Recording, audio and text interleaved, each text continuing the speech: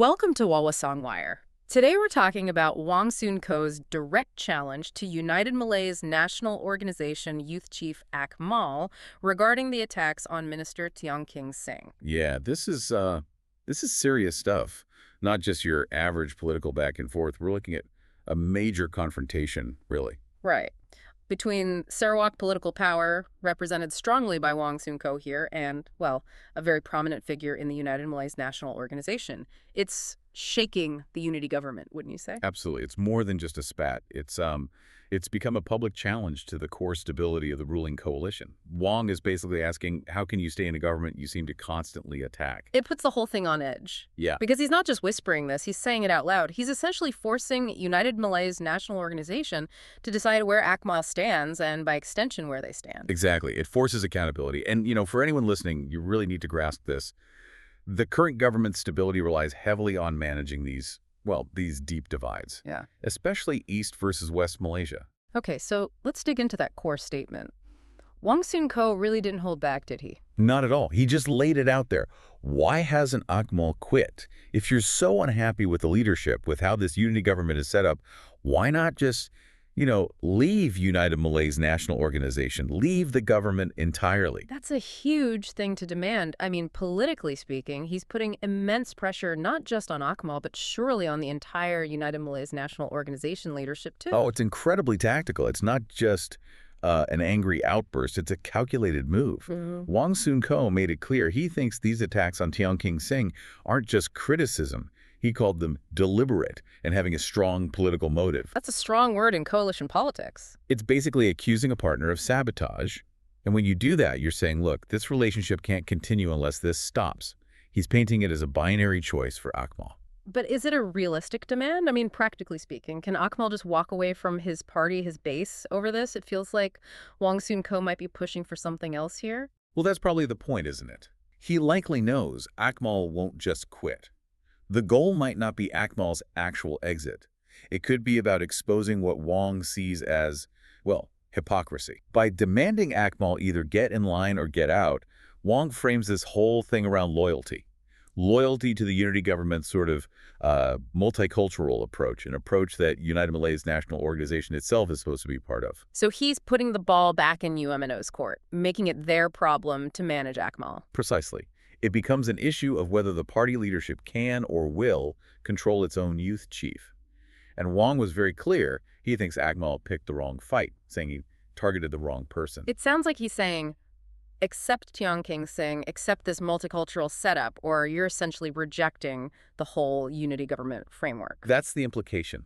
And Wong Soon Koh was emphatic about Tiong King Sing's position, too. He stated flat out, Tiong King Sing will not resign. Right. And he added that Tiong's position is not yours, Akmal's, to decide. Exactly. Shutting down any idea that Tiong might just, step down under pressure. It signals that the Sarawak bloc sees Tiong as non-negotiable.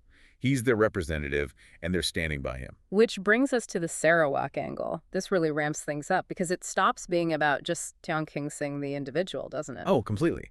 Becomes about regional representation. Wong Soon Koh is framing Akmal's attacks as an attack on Sarawak's place within Malaysia, within the government. That's the shield he's using.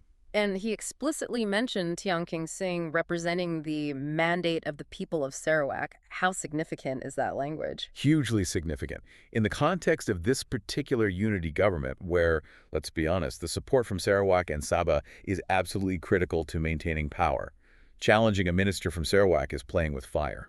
So it's like poking the bear. Attacking Tiong is seen differently than attacking, say, a minister from a peninsular state. That's exactly what Wong Soon Koh argued. He made a point of saying Tiong King Sing is not from West Malaysia. Which sounds obvious, but what's the strategic point? The implication is about political vulnerability. Wong said Tiong is not someone who will be easily threatened by narrow manipulative politics. Yeah. The suggestion is that maybe a West Malaysian politician might have different party pressures, different vulnerabilities. But someone like Tiong, with a strong regional base in Sarawak, has a different kind of political armor, regional autonomy, a distinct mandate. Wong Soon Koh is essentially saying, you can't push him around the way you might try with others. That really changes the dynamic inside the coalition. It gives Tiong King Sing a kind of insulation. It absolutely does. And Wong linked it directly to Sarawak's overall influence, saying attacking Tiong is like attacking a leader who carries Sarawak's political weight. So it's not just defending a colleague, it's defending Sarawak's clout. Yes. It elevates the whole thing beyond just uh, typical political infighting. It touches on regional partnership, maybe even hints at issues of fairness within the Federation. Wong is forcing the federal leadership, including United Malay's national organization's top brass, to treat this as a major issue involving Sarawak's standing. They can't just brush it off. Okay, so from defending Sarawak, Wong Soon Koh then kind of zoomed out, didn't he? He started talking about the bigger picture, the national image. He did. He linked Akmal's actions directly to Malaysia's reputation on the world stage. His assessment was pretty scathing, actually. What did he say exactly? He argued that Akmal's rhetoric makes the entire government, including United Malay's national organization itself, look extreme and lacking in tolerance. That's aimed squarely at international perception. And the potential consequences of that perception. Well, think about it. Foreign investment, tourism, global markets value stability and tolerance. Wong's point is that this kind of internal bickering, especially if it looks extreme, could actively harm the economy. It creates uncertainty. He also drew a contrast, didn't he, between what Akmal was doing and what Tiong King Sing was doing. Yes, quite sharply. He basically asked, what is Akmal achieving while Tiong King Sing, as tourism minister, is out there trying to get real results for the country? And specifically mentioned Tiong working to generate revenue for the national treasury. Right, bringing in the ringgit. The implication is clear.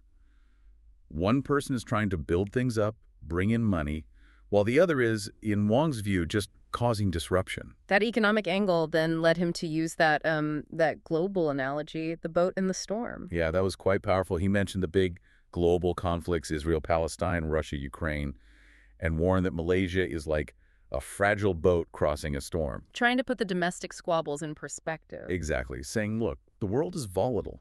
If we're busy tearing ourselves apart over race and religion, as he put it, we become incredibly vulnerable. We lose focus on navigating these huge external challenges. It's a call for unity, but with a stark warning attached. A very stark warning. It suggests internal division isn't just unhelpful. It's potentially dangerous in the current global climate.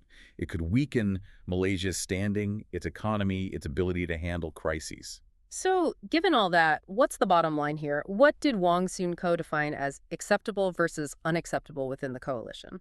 He drew a pretty clear line. He said, active and constructive policy debate is welcome.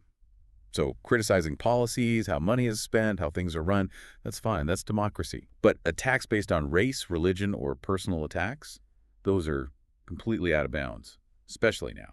He's calling for, responsible criticism, not divisive rhetoric. Which leads to that question for everyone watching, really. In this kind of fragile global situation with the economy needing focus, how much room is there for this sort of identity-based political maneuvering? Yeah. What's the real cost in ringgit instability? Well, that's the core question Wong Soon Koh seems to be forcing onto the table. So wrapping this up, Wong Soon Koh's message seems crystal clear. If you find it impossible to work within this multicultural government framework, then the responsibility is on you to leave, not on the government to change its representatives to suit you. It puts the choice squarely back on Akmal. Get with the program of the unity government or get out.